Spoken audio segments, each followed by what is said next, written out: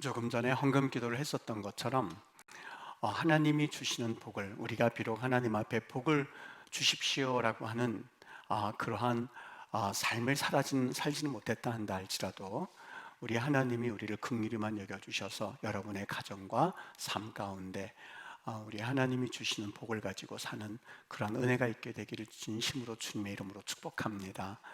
하나님의 은혜가 있어야 삽니다. 하나님의 도우심이 있어야 삽니다. 매번마다 느끼는 그런 신앙 고백과도 같은 이야기인데, 비록 우리가 하나님 보시기에 온전치는 못한 것은 당연하다 한다 할지라도 하나님이 여러분들에게 그런 복을 주시기를 주의 이름으로 축복합니다. 며칠 전만 해도 반팔로 다니다가 갑자기 추워지다 보니까 이건 늦가을도 없이 겨울로 접어드는 거 아닌가 하는 생각이 드는 그런 한 주였습니다마는 일기예보상 다시 예년 기온을 되찾는다고 합니다. 그래서 이제 단풍도 볼 수가 있을 것이고, 이제 산이 옷을 갈아입는 그러한 황홀한 그러한 이 자연을 우리도 또 기대해 볼 수 있다라는 생각이 들었습니다. 그 날씨에 그러니까 생각나는 게 있는데, 이 김창욱 씨가 이 강의를 하는 도중에 이런 얘기를 했던 것이 생각이 났습니다. 이 정신이 건강한 사람은 이 변화에 대해서 민감하다고 합니다. 이 날씨에 대해서 민감하다고 하죠. 이렇게 날씨가 바뀌는 그런 때가 되면 아침에 일어나서 이제 날씨가 바뀌었구나, 이제 산도 옷을 갈아입을 것이고 단풍도 보게 될 거고 이제 나무들이 울긋불긋하면서 바뀌어지겠네, 이렇게 멘트를 하는 사람은 정신이 건강한 사람이라고 합니다. 정신이 건강하면 이 변화에 민감하고 날씨에 민감하다고 그래요. 그래서 만일 여러분들 가운데서 혹시 이 가을이 바뀌었을 때 이제 산이 옷을 갈아입겠네 라는 이야기를 한마디로 하셨다면 여러분들은 아주 건강한, 정신적으로 건강한 사람들이라고 그래요. 근데 정신이 건강하지 못한 사람들은 날씨에 대해서 두 가지 이 감정을 느낀다고 그래요. 덥다, 춥다. 이 두 가지 감정만을 느낀다고 해요. 그러니까 여러분들이 스스로 내가 정신이 건강한가 아니면 건강하지 못한가 라고 하는 것은 이런 자그마한 곳에서 느낄 수 있다고 하는 거죠. 여러분, 우리의 육신적인 건강을 지키기 위해서는 사람들이 많이 하는 운동 중에 이 근육을 키우는 운동입니다. 특별히 이 나이가 들면 들수록 이 허벅지 건강이 우리의 건강과 직결이 된다고 그래요. 그래서 이 어른들이 특별히 이 다리살이 빠지지 않도록 열심히 걷기도 하고 이 허벅지 근육을 튼튼하게 만든다고 하는 것이죠. 여러분, 우리 마음도 마찬가지입니다. 마음의 근육을 잘 길러야만 사실 우리에게 있어서 이 마음의 근육이 어떠하냐에 따라서 우리의 삶이 결정지어집니다. 제가 말한 것이 아니라 잠언서 18장 14절에 보면 사람의 심령은 그 병을 능히 이기려니와, 그 병이 낫고 그 병이 드는 것은 단순히 육신에서 근원된 것이 아니라 그 마음이 어떠하냐에 따라서 그 병에서 나음을 입을 수도 있고 그 병에서 다시 죽을 수도 있다고 하는 것이죠. 이 조선시대 충신이었었던 김시습의 매월당집이라고 하는 그러한 그가 쓴 책이 있습니다. 그 매월당집에 보면 어떤 사람이 산에 나무를 하러 갔던 거예요. 얼마나 열심히 산에서 나무를 했는지 이 다리를 뱀이 무는 것도 몰랐던 것이죠. 이 피가 철철철철 흐르고 있는데 그건 이제 나무를 하고 내려왔던 거예요. 자기 친구 이 땅꾼이 가만히 보니까 그게 나무에 긁힌 것이 아니라 뱀이 문 것이었었고 이 뱀도 독사가 문 자국이었던 것이죠. 그래서 이 땅꾼이 이 자기 친구 나무꾼에게 아니 이 사람아 어떻게 여기까지 살아왔나? 자네 지금 다리를 문 거는 뱀이었고 그것도 독사에 의해서 물린 자국이거든. 그 말을 듣자마자 지금까지 멀쩡했던 이 나무꾼이 어이쿠 그러면서 그 자리에 주저앉더니만 그냥 그 자리에서 죽어버린 거예요. 김시습의 매월 당집에 나오는 이야기입니다. 여러분, 우리가 마음을 어떻게 가지느냐라고 하는 것이 아무것도 아닌 것처럼 보이지만 이 마음을 어떻게 가지느냐라고 하는 것은 우리의 생명과 직결이 됩니다. 잠언서 4장 23절 말씀, 너희 모든 지킬 만한 것들이 많이 있죠. 여러분 지킬 만한 게 얼마나 많이 있습니까? 건강도 지켜야 되지요. 여러분의 가정도 지켜야 되지요. 직장도 지켜야 되지요. 그리고 재산도 지켜야 되죠. 지킬 만한 것들이 너무 많이 있습니다. 너희들이 모든 지킬 만한 것 중에 더욱 뭘 지켜라? 마음을 가장 으뜸이라는 거예요. 다른 것 다 지키더라도 이 마음을 잃어버리면 다 잃어버리는 결과가 됩니다. 여러분이 지켜야 되는 것 중에 가장 중요한 것이 있다면 너의 마음을 지켜라. 언젠가 꽤 오래전이었었어요. 저희 꼬마들이 아주 어렸을 때였었어요. 아기 때였었어요. 조선소를 방문한 적이 있었어요. 조선소를 방문하면 두 가지 사실에 놀랍니다. 이 빌딩 몇 층 높이처럼 돼 보이는 아주 큰 배가요, 이 끝에서부터 끝에까지 차를 가지고 가도 한참이 걸릴 만큼 엄청난 큰 배의 크기에, 바다에서는 아주 자그마하게 보이고 비행기에서 보면 손톱처럼 보이는 그 배가 얼마나 큰지 그 크기에 놀랍니다. 두 번째 놀라는데 그 엄청난 배를 움직이는 그 키의 크기에 대해서 말합니다. 이 키가 그냥 한 사람이 운행해도 좋을 만큼 그러한 그 배에 비하면 아무것도 아닌 그 키가, 그 키의 크기에 대해서 또 한 번 놀랍니다. 이 두 가지 사실에 놀라는 거죠. 어떻게 보면 이 큰 배가 우리네 인생하고 똑같다 하는 것을 느끼게 됩니다. 그리고 그 키는 우리의 마음과 같다는 생각이 들었습니다.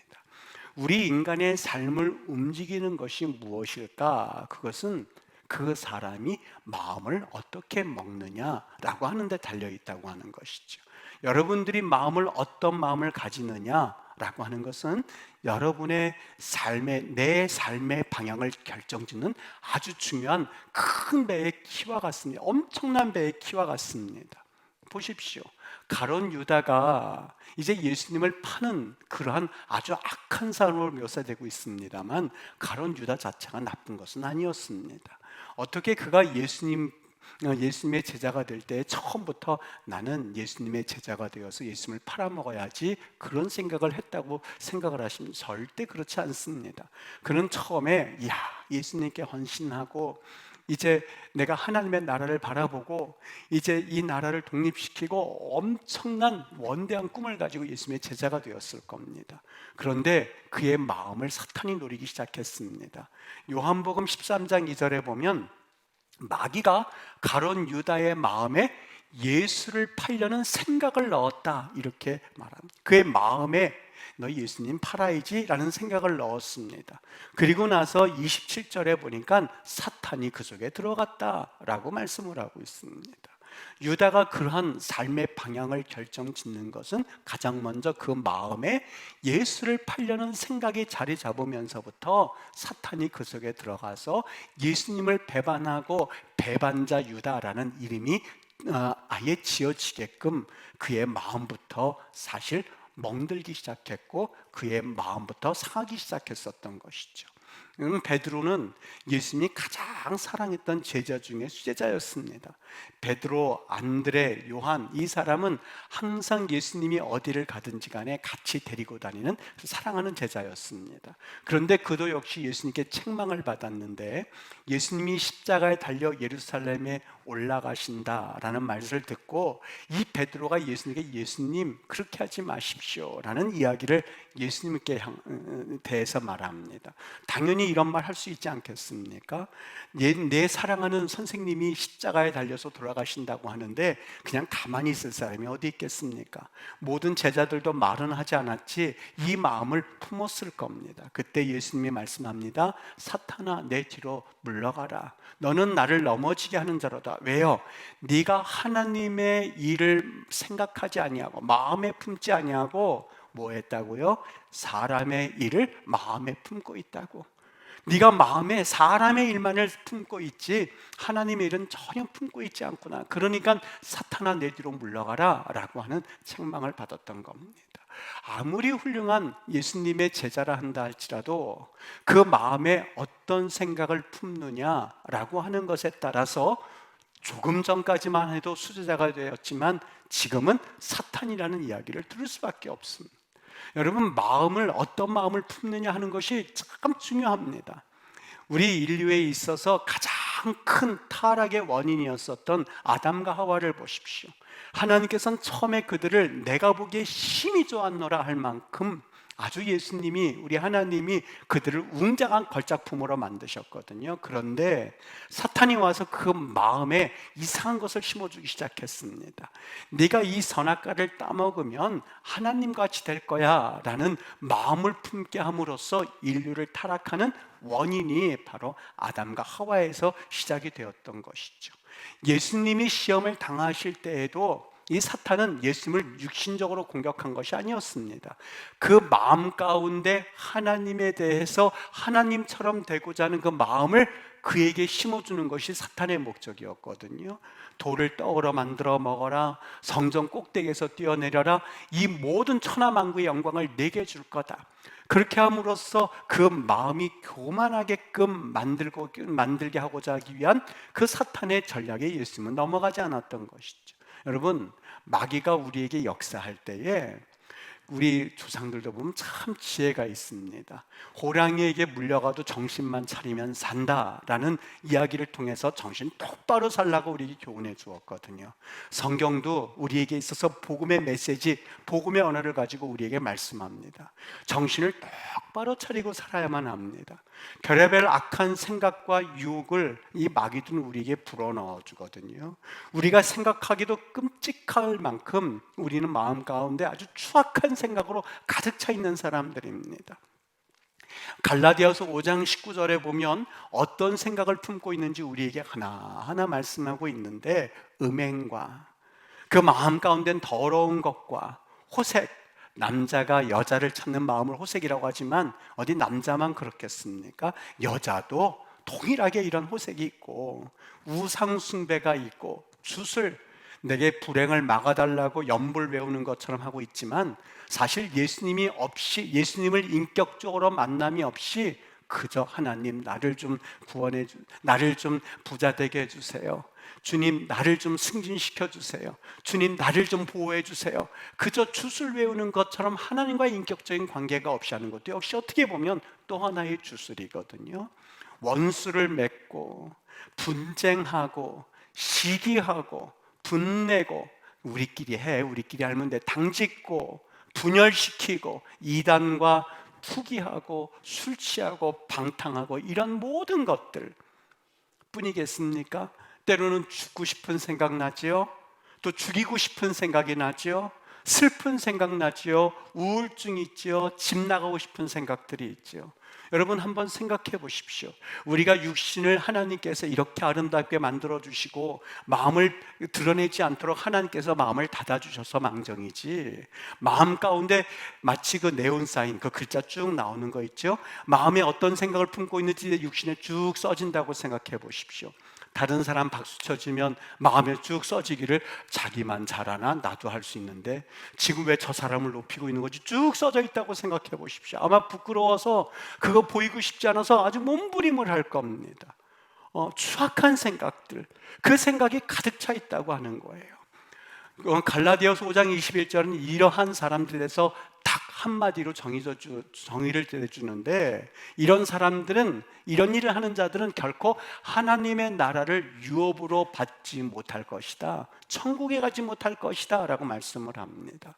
물론 구원은 믿음으로 받습니다만 그 믿음과 더불어서 그 삶이 뒤따라야만 하는데, 내가 믿는다라고 입술로는 고백을 하고는 있지만 이러한 삶을 살아가지 못하는 그 마음과는 온갖 추악한 시기하고 당짓고, 우리끼리 당짓고 투기하고 분내고, 그리고 이 하나님 보시기에 악한 온갖 죄를 지으면서, 그리고 하나님의 나라를 유업으로 받을 생각을 하지 말라는 거예요.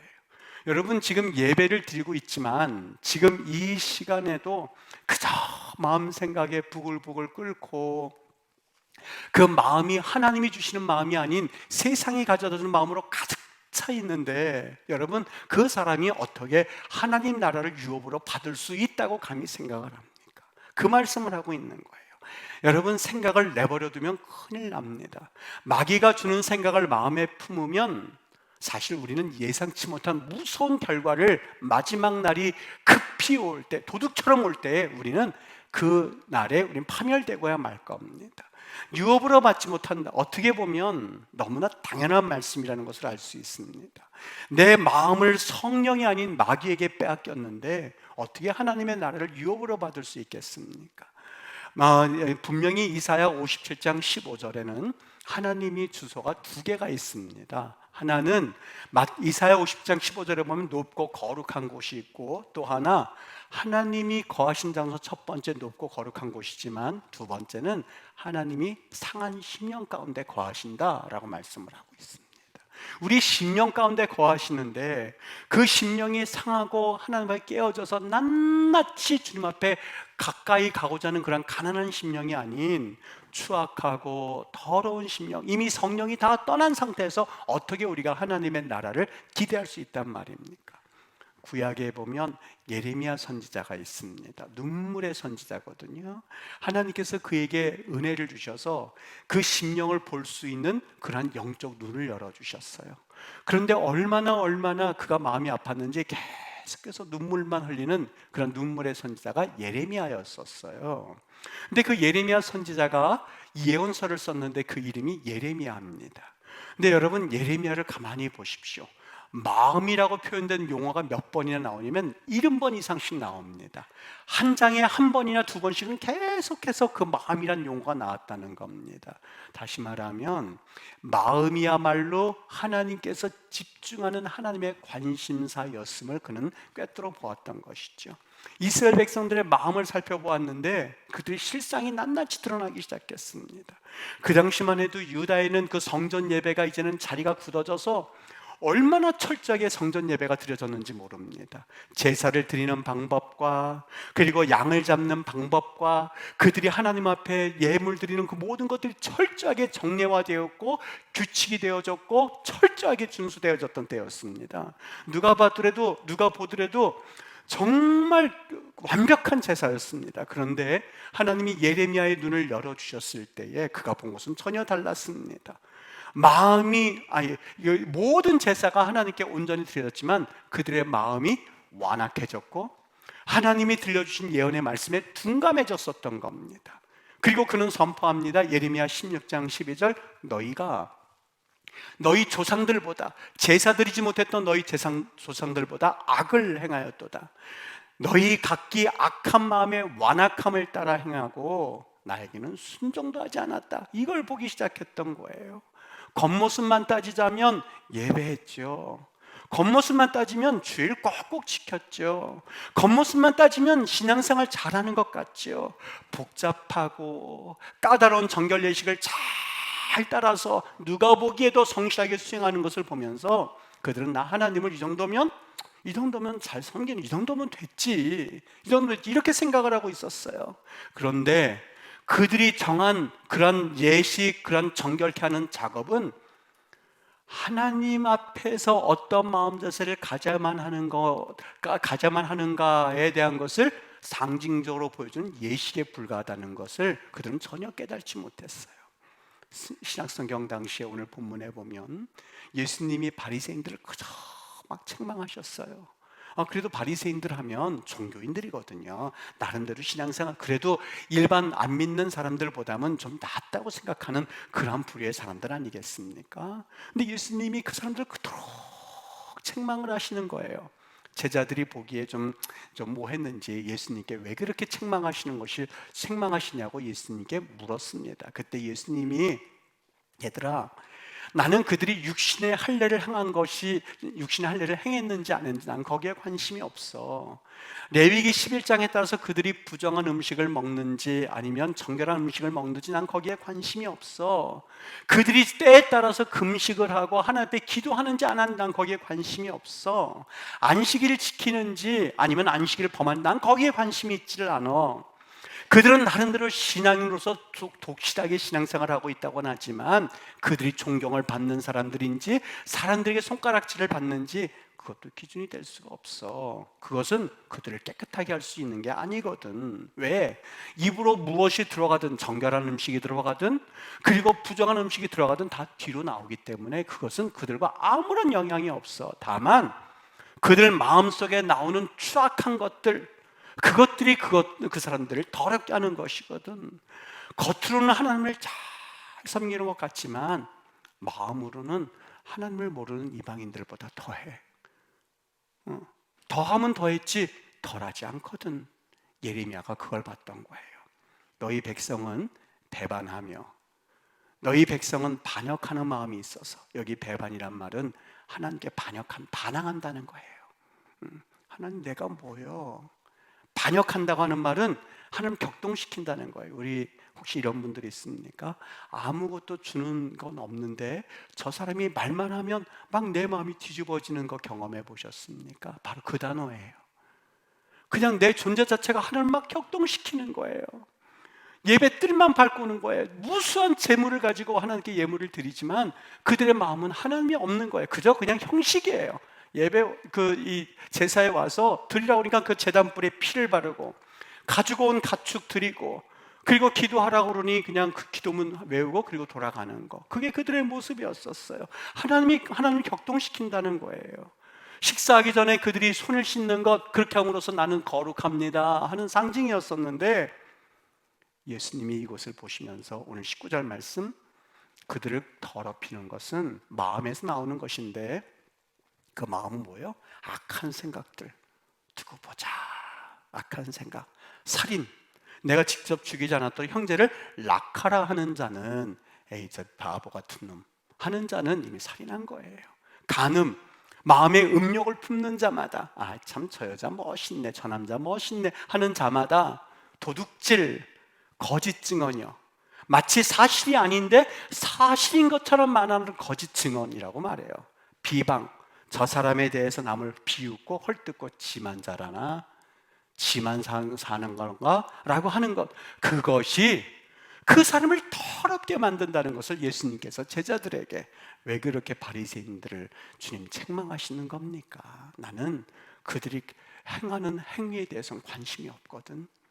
그들 마음속을 들여다보니까 거기에 악한 생각이 있고 살인을 하고 있고 간음을 하고 있고 음란하고 도둑질하고 거짓 증언하고 비방하니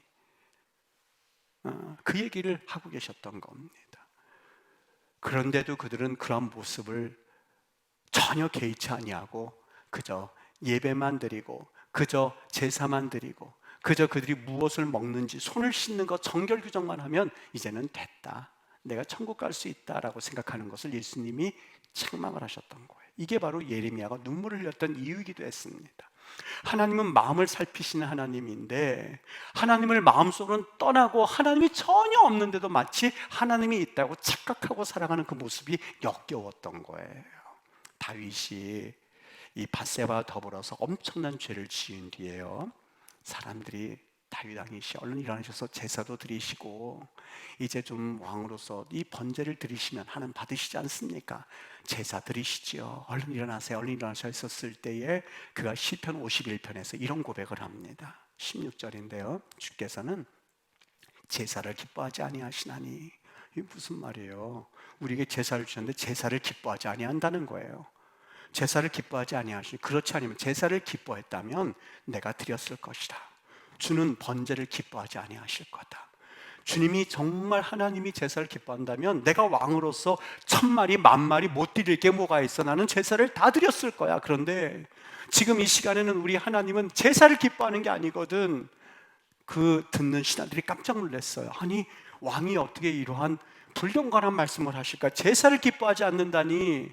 그때에 다윗이 또 한 번 고백합니다. 17절 말씀, 하나님께서 구하시는 제사는 번제나 양이나 소나 그리고 다른 동물로 드리는 제사가 아니라 상한 심령이라.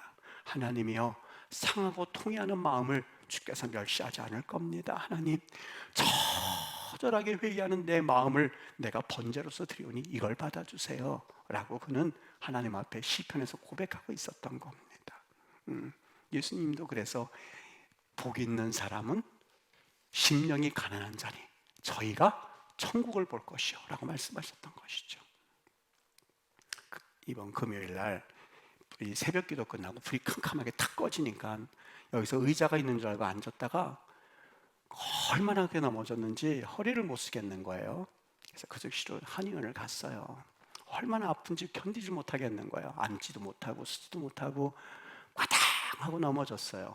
컴컴하니까 보이질 않으니까 그냥 덮으다가 앉았다가 아유 너무너무 막 머리서부터 다 쑤시기 시작하는 거예요. 그래서 거기서도 이제 앉지를 못하고 이렇게 서 있는데 이 건강 TV 프로그램을 거기서 보여주더군요.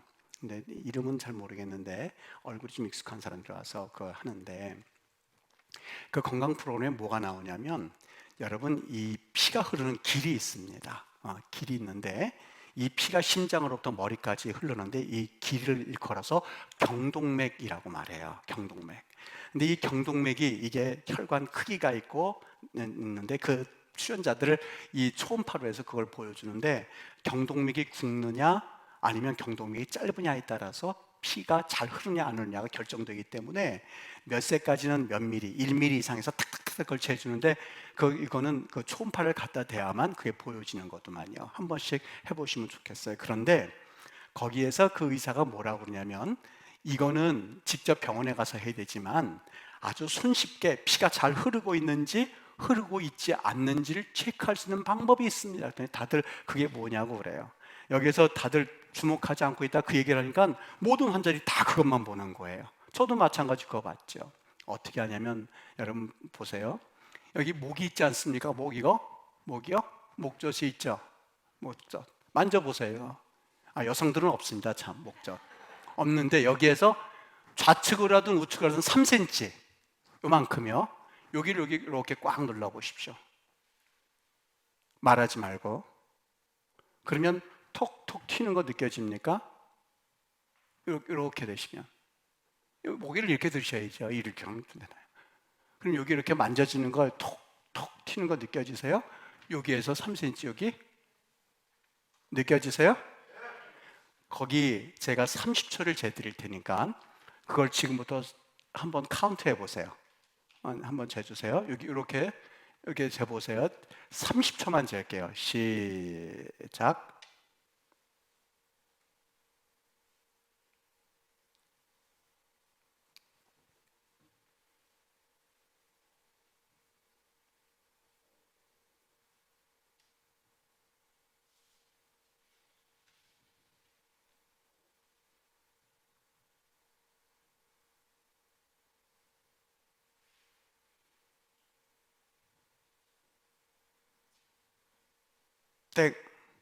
몇 번 되십니까?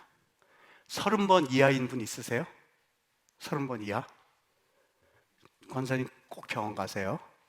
꼭 병원 가세요. 45번 이상 뛴 분 있으세요? 권사님 병원 가세요.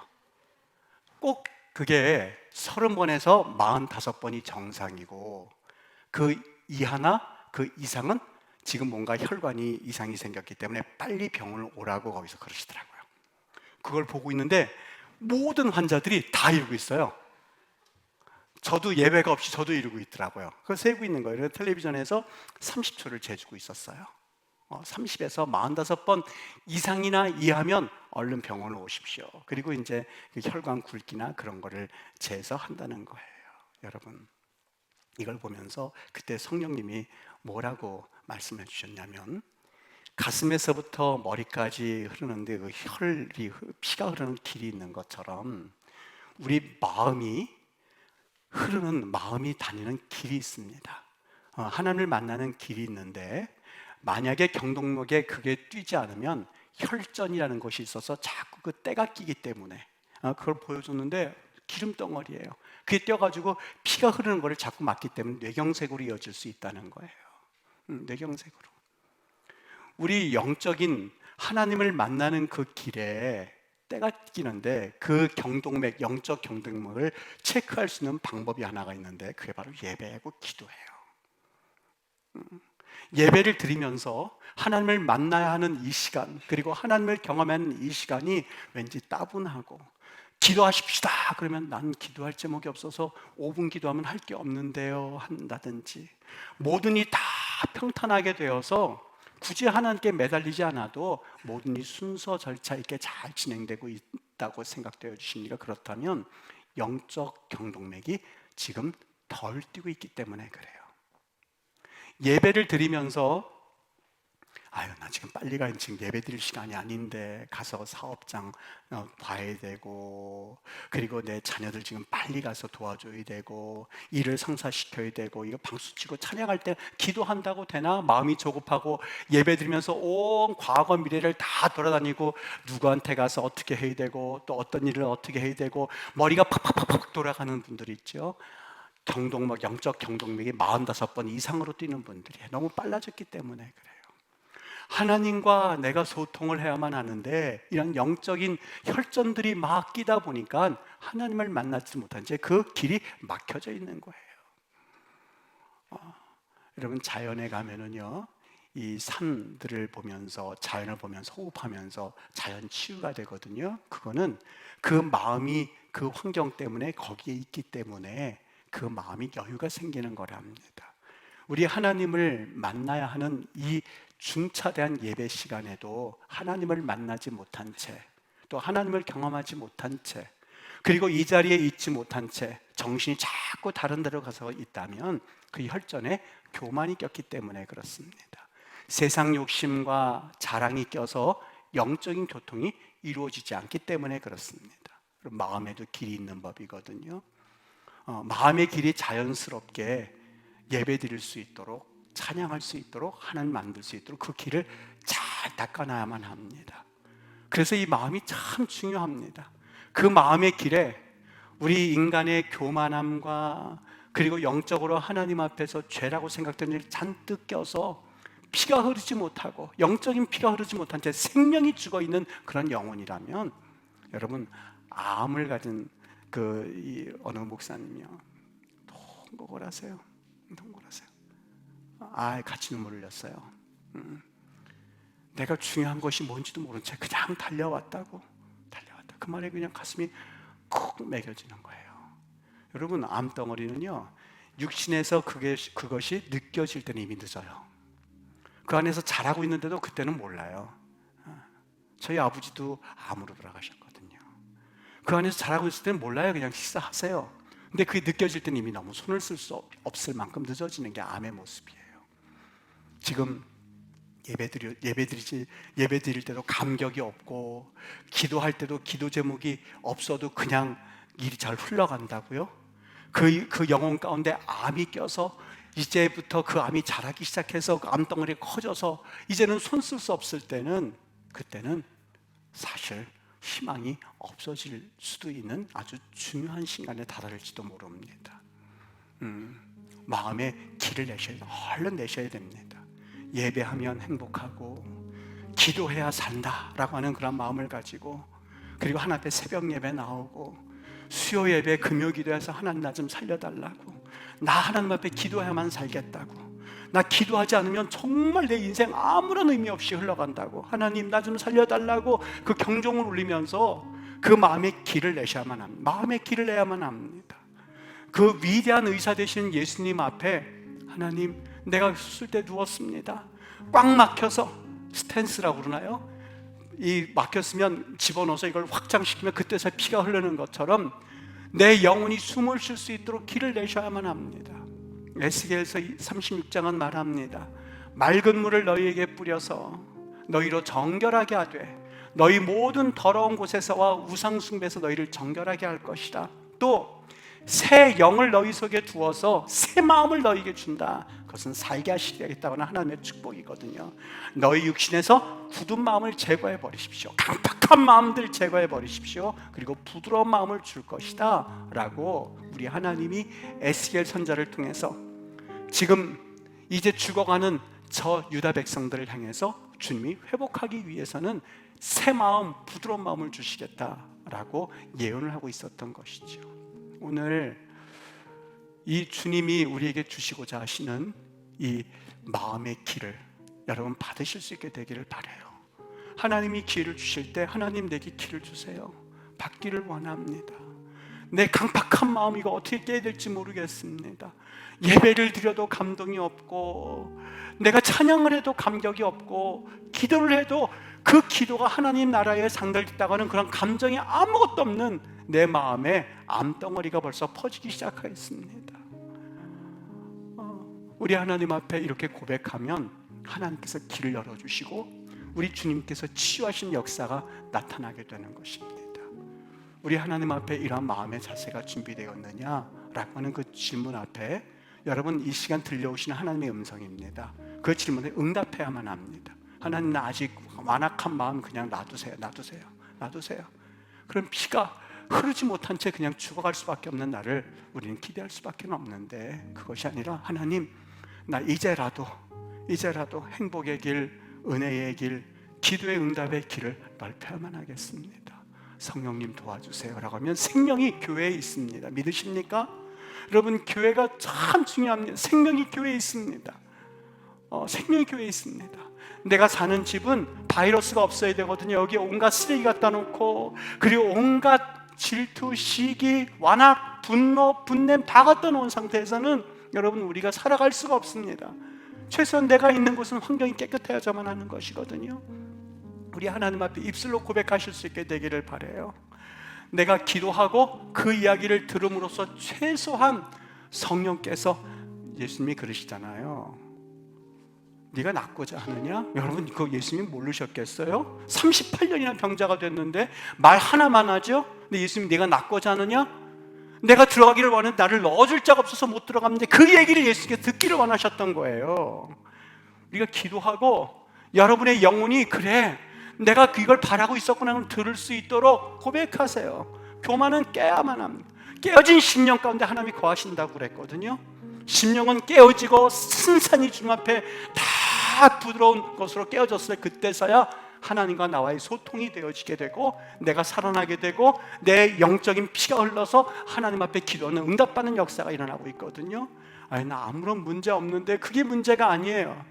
지금 그것에 우리 살고 죽는 거에 달려있지 않아요. 아무런 문제가 없다고 해서 평안한 게 아니거든. 폭풍전야, 태풍 가운데 한가운데서는 조용해요. 날씨가 맑아요. 주위는 온갖 조금 있으면 태풍이 몰려올 텐데 잠시만의 평안에 여러분 속지 않게 되기를 바라요. 잠시만의 평안은 평안이 아니에요.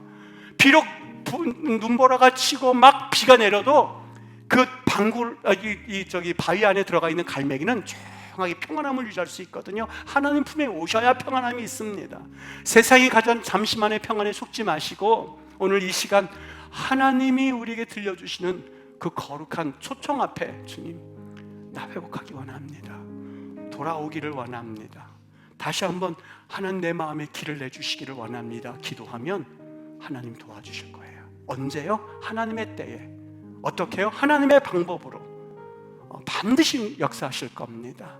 기다리시고 사모하고 하나님을 인내하십시오. 오늘 이 아침 그런 아침 되기를 원합니다. 우리 한번 잠깐 눈을 감을까요? 잠깐 눈을 감으시고, 주님, 나 정말 하나님 앞에서 아무런 희망이 없는 거예요. 예배 드려도 그냥 따분하고 졸립고 아픔만 나오고 그리고 감동도 없고 감격도 없고 그저 살아가는 인생입니다. 하나님, 나의 영혼 가운데 길을 내주시기를 원합니다. 마음에 길을 내주시기를 원합니다. 하나님, 나에게 그런 은혜를 주시옵소서. 내 귀가 들을 수 있도록. 네가 낫고자 하기를 원하느냐? 그 질문 앞에 Yes Lord, 네, 그렇게 되기를 원합니다. 여러분 응답하시겠습니까? 하나님께서 붙잡아 주시고 그 마음 가운데 심령의 길을 내어주시길 주의 이름으로 축복합니다. 우리 이 시간 주님 앞에 우리의 목소리를, 네가 낫고자 하는 그 음성 앞에 주님, 나 낫기를 원합니다. 주님, 나를 치유해 주십시오. 그 기도만 주님 앞에 나아갈 때에 우리 하나님이 이 시간 성령의 손길로 안수해 주시고 만져주시기를 주의 이름으로 축복합니다. 다 같이 한 목소리로 기도하겠습니다.